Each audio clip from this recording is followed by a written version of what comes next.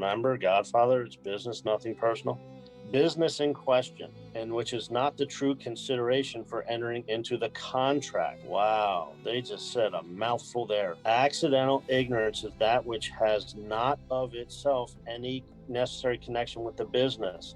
So there's no connection with your ignorance and the business at hand, and which is not the true consideration for entering into the contract. Everything we've done over our life has been contracted. That's why when they gave us that 14th Amendment, they said there will be no involuntary servitude. They allowed us to contract into it. So your driver's license, marriage license, Social Security, all that stuff is a benefit. You don't have to have any of that stuff. But when you have it, now you've taken, most people have taken the birth certificate that's not your name at the top. It's state of somewhere, Pennsylvania, California, Georgia, whatever.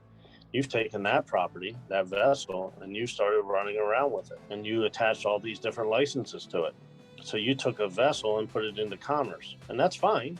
We've all done it, but now it's time to wake up and figure out how we solve that problem, how we get rid of all those vessels, how we free ourselves from the voluntary servitude and get back to no involuntary servitude.